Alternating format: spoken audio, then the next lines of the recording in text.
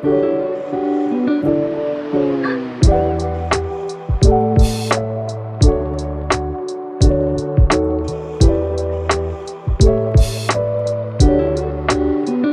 talk show. Here, we go as we flow and we flow as we go. I am actually at the ocean right now. This is episode 19. Episode 19 is recognizing the hurt to heal. Um, got a lot of juicy stuff. Went to church yesterday, so great word, great service. So we're gonna touch a little on that because he also was in the book of Proverbs, and I am currently reading the book of Proverbs. And if you don't know that the book of Proverbs talks all about wisdom and how wisdom is your greatest teacher, um, and things like that. So we're gonna dive a little deeper to that. Obviously we're gonna start this off with a juicy poem. Um, I'm excited. I pray that you're excited. Whoever is watching this, don't forget to like, comment, share, and subscribe. Thank you so much for your support. And anywho, so the poem I want to start off with today. I actually just wrote another poem, but I'm not gonna tell y'all that poem. Oh, here it goes. It goes, lately I've been in an emotional crisis. Most wouldn't tell. My family never liked me. I still wish them well. I mean, let's be real. It's always been the same ones around me who didn't really like me. Thank God he got them. God said they couldn't go where he trying to take me. I had to lose everything just to gain everything. We all playing the same game. It's just about how you play it. You feel what I'm saying? The stage I'm in, I'd call it the lonely races. In fact, I'm not alone at all. I see faces in the shadows where it's vacant. They're just there to help me face the healing stage of where I'm placed at. I'm going to make it to the places God promised me. I'm waiting patient, remaining faithful. I just got to believe I'm going to get everything He promised me in this game of destiny. Um, and that's a real juicy poem. I'm all about the truth. I'm all about realness. Do I lie? Yeah, sometimes I tell a fib or two. I'm going to be completely honest. But overall, I am truth. And I speak truth. And I tell the truth. So, we all tell a fib or two. I'm not perfect. You're not perfect. None of us are perfect.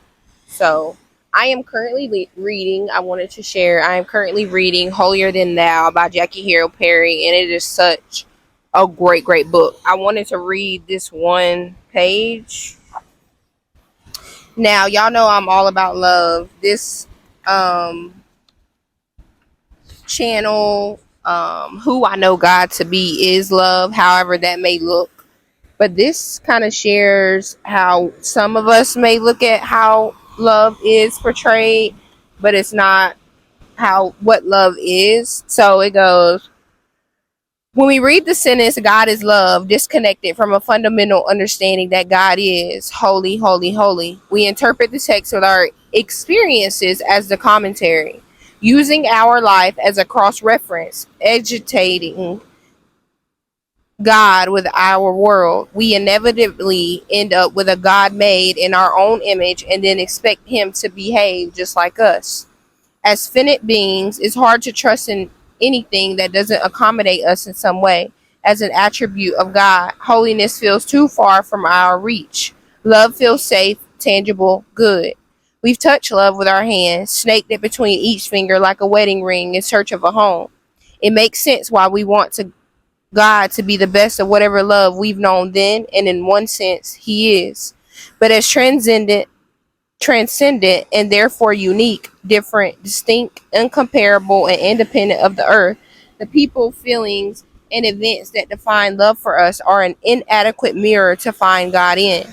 Our parents, friends, and lovers gave us whatever degree of love they were capable of gifting, and when opened, we all learned through some jaded maturity or disappointment how inconsistent it was.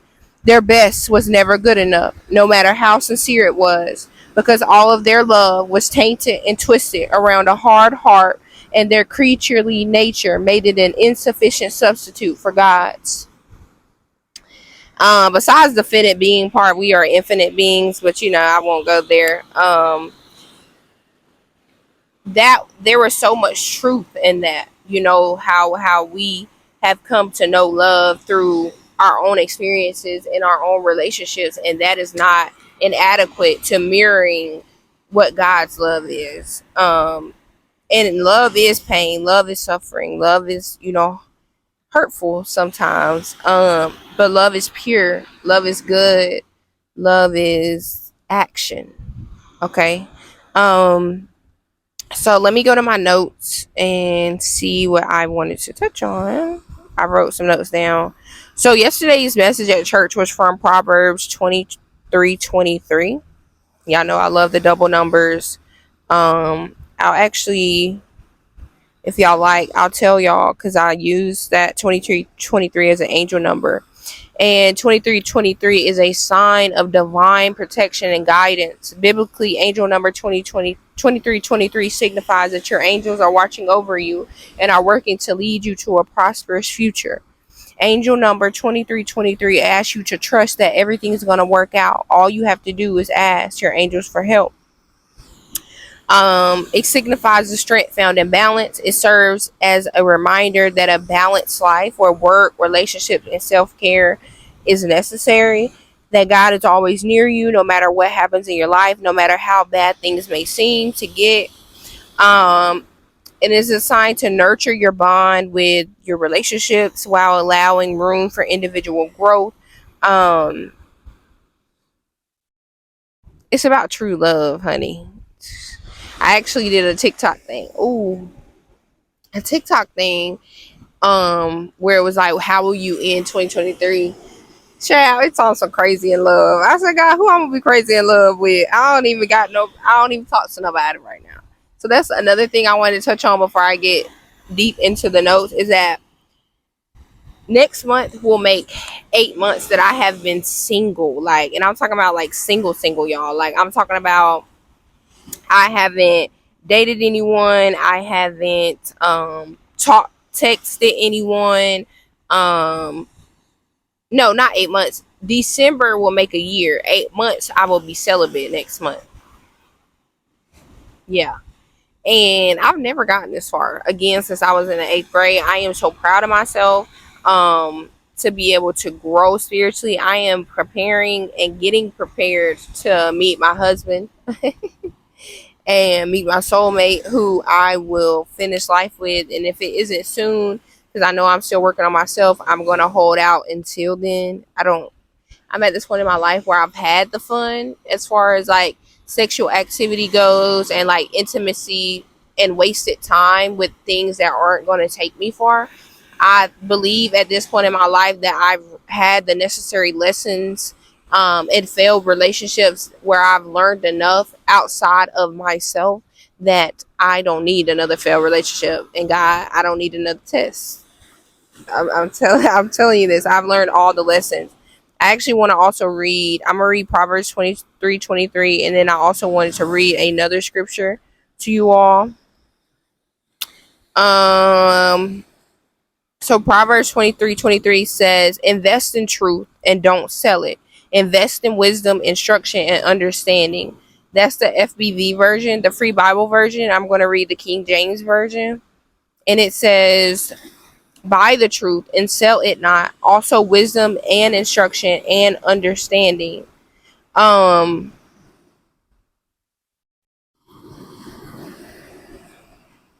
so keep the truth, find out the truth, search the truth, seek the truth, seek the knowledge, seek the understanding. And then I want to read this scripture to you that I just posted on the video that will flow into that. Ecclesiastes 1:17-18. I'm going to read the Free Bible version first. So I decided to use my mind to learn everything about wisdom and madness and foolishness as well. But I found out that this is as hard as trying to catch hold of the wind. For with great wisdom comes great frustration. The greater the knowledge, the greater the pain. King James Version. And I gave my heart to know wisdom, and to know madness and folly.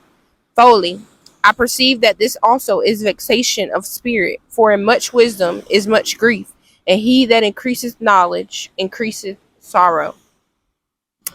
So you learn from your experience, from your relationships, from the frustrations, from the foolishness, from the mistakes. You learn from them each and every time, and sometimes those tests must be constantly taken. You must constantly continue to learn. Again, episode 19, recognizing the hurt to heal, recognizing the mistakes, recognizing the foolishness, recognizing all of these things in order to buy the wisdom and the truth necessary to not make them again, to not go through that test again, to not have to be taught that same lesson over and over again. So Pastor said something that was very unique, very perfect, very amazing, and it goes that the transformation, the converting of information brings transformation. So when we convert that wisdom, um we allow it to transform us, renew our minds. And I wrote this in one of my videos, in the paragraph of my video, and I said, every seed planted, first of all, transformation or change cannot be forced upon anyone, okay? So I know a lot of people get upset, they feel a type of way when they give someone advice or instruction. You know, a preacher constantly preaches the same message, a teacher constantly has to go over the same lesson. If certain children in the class aren't getting the information necessary so that they can pass that test, these are the same things. So it goes, you know, transformation or change cannot be forced. You know, every plant grows in its own timing. Every seed planted must also be watered to grow. So not only that's where that we convert that information, so we're gonna water that seed, for that transformation to occur, for that plant to grow, it must be watered. To renew our minds, we must consistently pour the word and instruction of God into it, for the seeds to be planted deep enough into the soil of our subconscious minds in order to see the harvest in our conscious mind.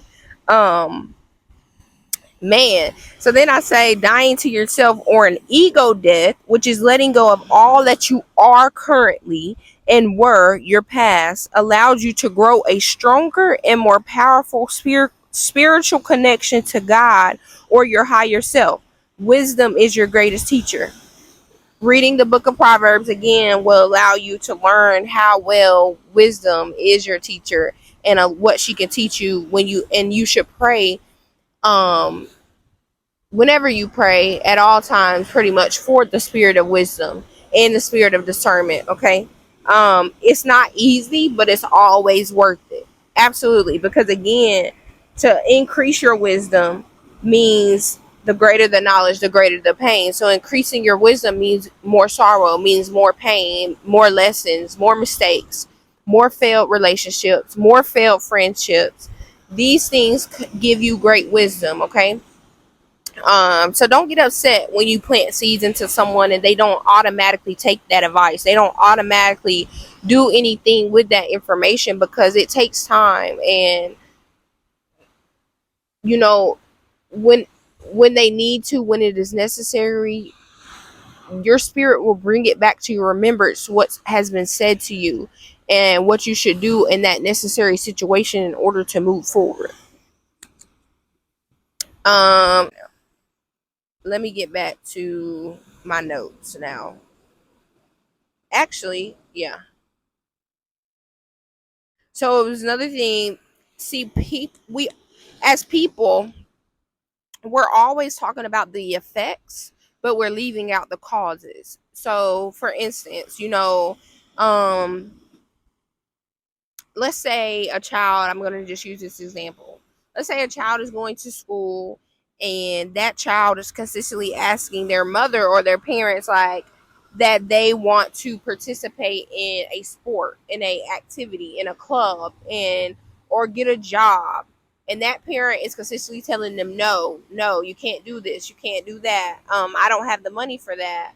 Or, you know, very selfish. Okay, the parent is very selfish in this instance, but yet now the child decides to go find their own way. They've asked you, you weren't able to help, so now A human understanding is going to say, okay, well, I'm going to do what I need to do to hustle to get the funds. That may be going to the streets, that may be selling dope, that may be, doing something that isn't legal or isn't righteous, because when they wanted the help and they sought you for that understanding and that instruction, you weren't able to give it to them because you were being selfish. But yet now we go telling everyone that, oh, my son is such a bad kid. Now he sells dope. Now he's in the streets. But we're not recognizing what the cause was to that effect, right? So we have to, when something happens, we should always go back to the cause to find out why that effect occurred because of that cause. There's always a cause and effect to everything. That was a spiel. So,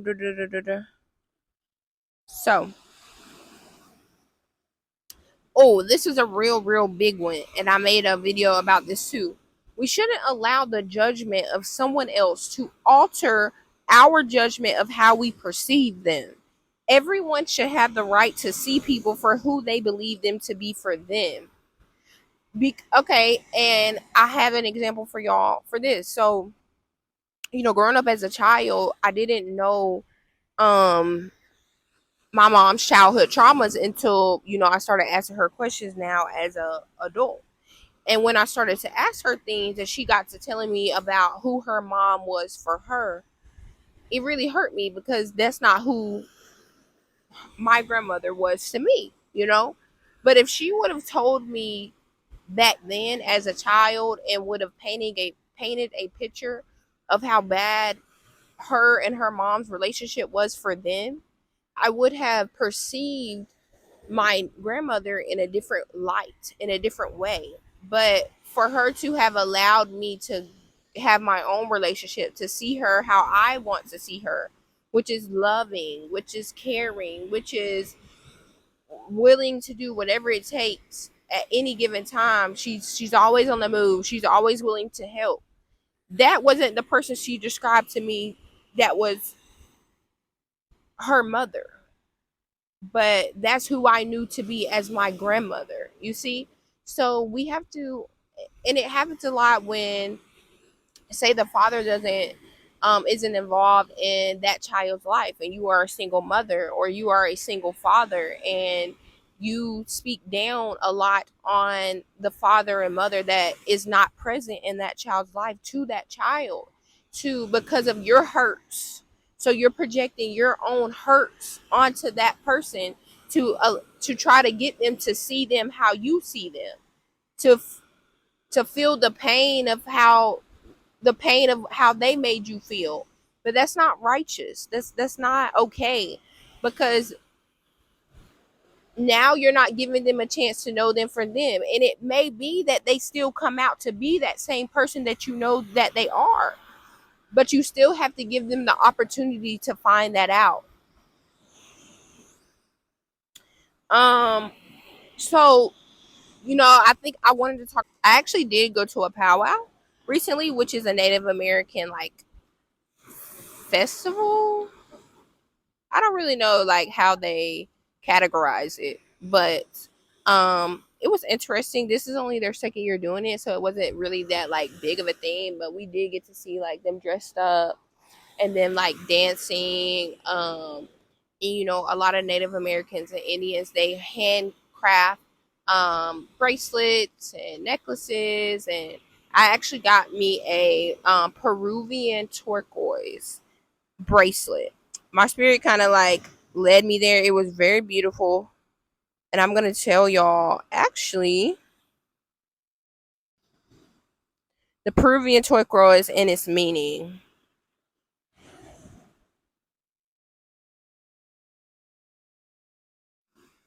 So it has been regarded as a power stone, bringing protection from accidents and good fortune. Um, it is not only a stone for finding wholeness and truth, it is also an aid in the communication and manifestation of those qualities. Turquoise represents the wisdom that comes from all of life's experiences. It reminds us that wholeness can only come when we are willing to embrace the totality of who we are and what we have learned. Turquoise is a stone of self forgiveness, self acceptance, and the release of useless regrets. It works on the throat chakra. The element is storm, and the zodiac signs is a Scorpio, Sagittarius, and a Pisces. And y'all know I am a Pisces. Maybe y'all don't know, but I'm telling y'all now. My birthday is actually March 9th. I am a Pisces, hence why I'm a water baby and so drawn to the water. Um, but that's so ironic how that actually ties into this message and what we have also been talking about right here, right now. It's not ironic, actually. It's divine. But that's crazy. I love it. It is a stone of purification. Um, So it brings success, power, motivation, confidence, and prosperity to anyone who works with it. So that's what my spirit led me to, and I bought it, and it is so beautiful. Let me flash to y'all exactly what it looks like. It looks exactly like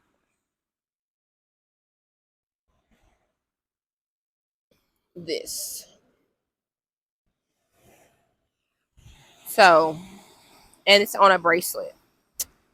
So I love it. I love it. I love it. I love it. I did have a good time, but again, we didn't really stay too long. But I did meet some sweet people because I'm a big communicator, a big networker these days. So I got to talk to Jenny and Susie.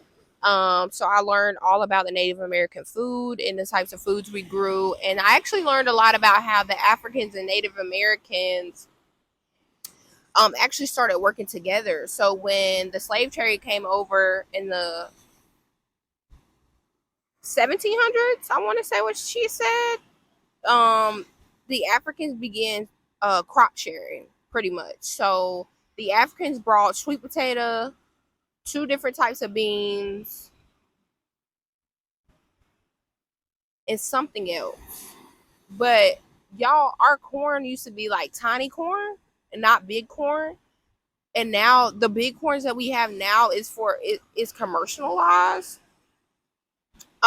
But that's not the size of real corn. Like, well, obviously that's real now, but that's not the corn that they used to grow. And it was very unique to see. And they actually grow corn, beans, and something else all on the same soil, because it the beans help put the nitrogen back into the corn that the corn takes out of the soil. Yeah, I'm pretty sure that's what she said. Um, Jenny taught me. She basically was just a sweet lady. She was just talking about that her mom basically was a Native American and wanted her to kind of um, continue their legacy, pretty much. So her booth or her tent was a setup for her mom's heritage, her mom's legacy. Very sweet lady, very very sweet lady. They were all sweet actually. So it was unique to see. They also like played the drums and stuff like that. And then I took my mom. I bought my mom a necklace. So she said she enjoyed herself, even though we were probably there for about 30 minutes. But it was still nice. It was still nice. So I am learning to accept myself more. I'm learning to be more loved, be more compassionate, be more kind. Um, to recognize my own hurts, recognize when the negativity arises in my own mind, or the anger or the resentment or the things that don't represent love or God's love.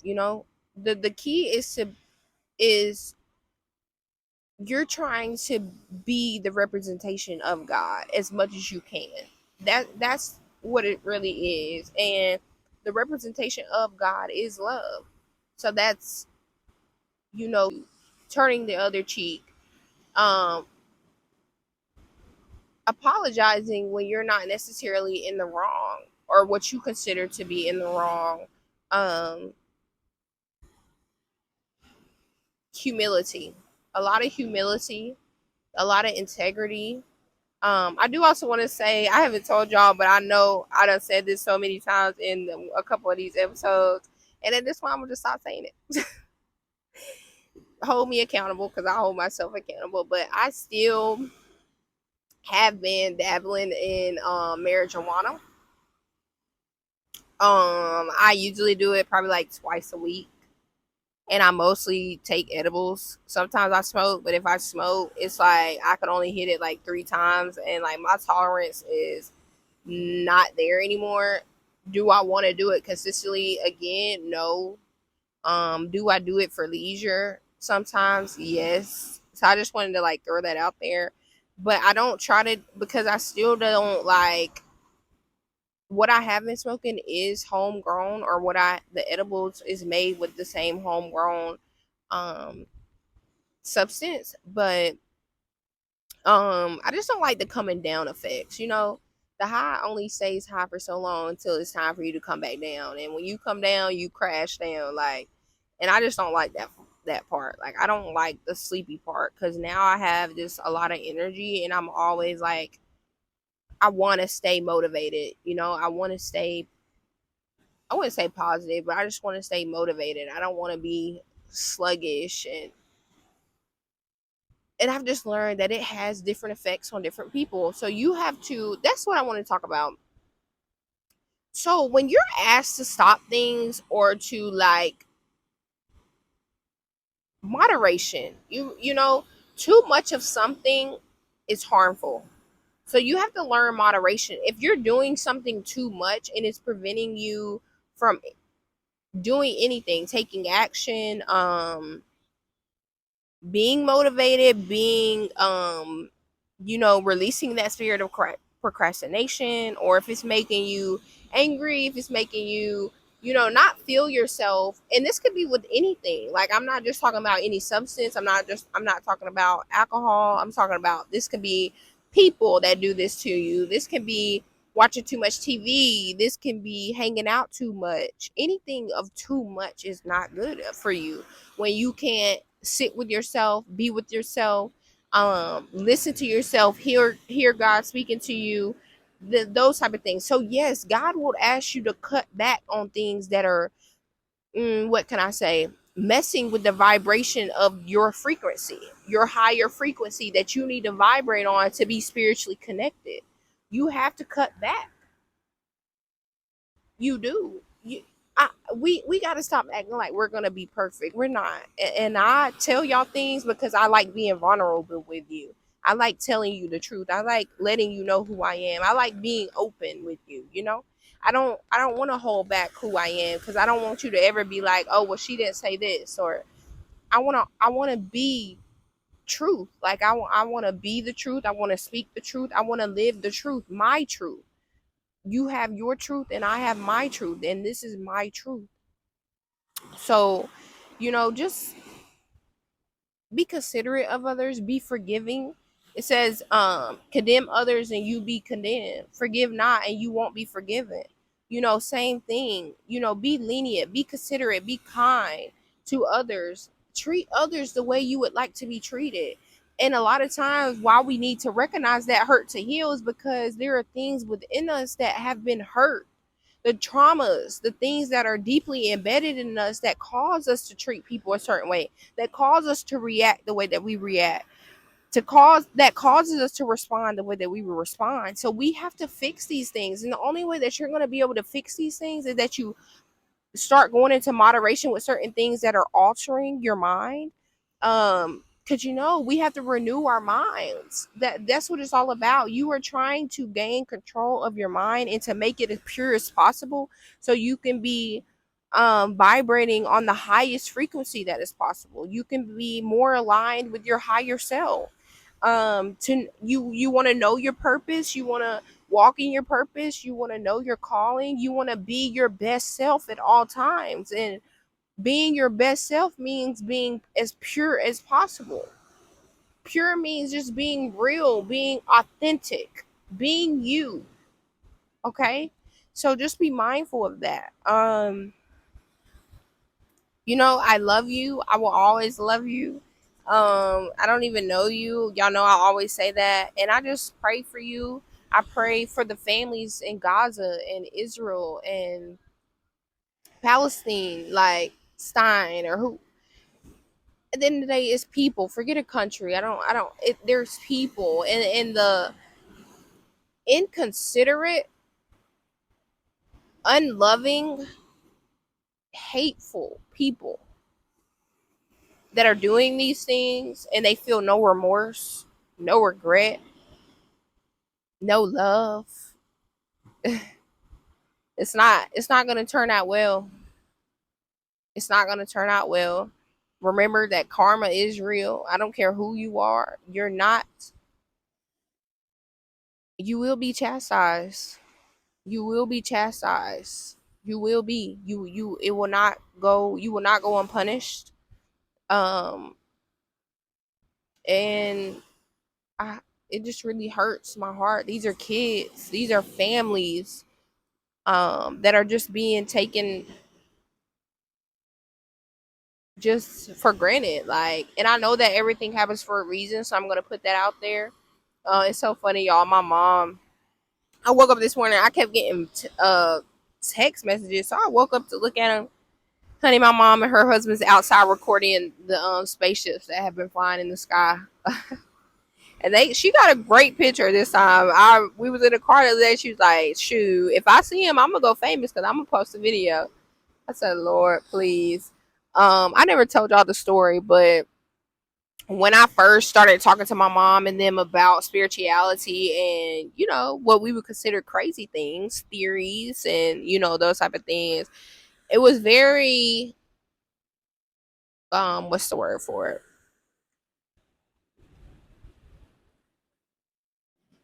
I'm gonna just say very good that they didn't look at me as like, girl, what you talking about? Well, her husband says that he was actually abducted by the aliens, and I'm not putting any that this was false. Um, the first spaceship that ever crashed was in, where did he say he was? I'm not gonna lie to y'all. I'm gonna tell y'all the next time I see y'all because I don't remember. This was the first spaceship crash that ever crashed, right? He was there. It was like in the middle of a field, but it was a lot of people there.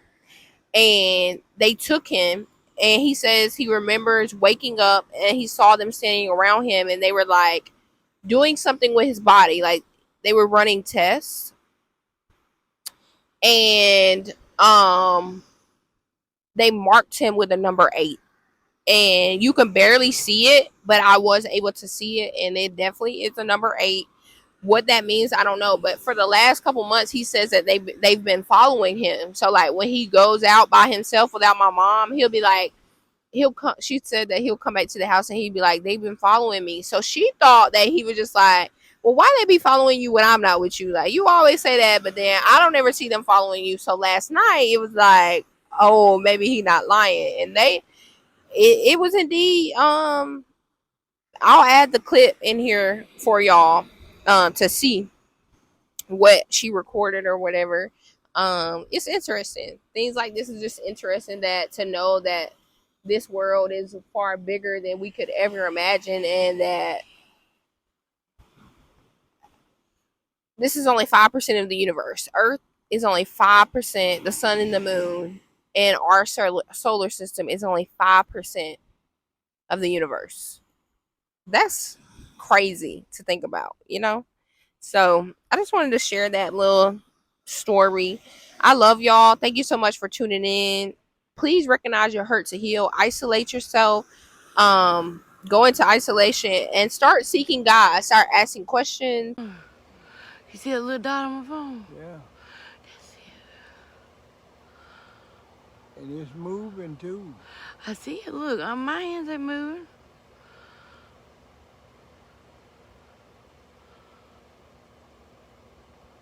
It's a little further towards. You see it?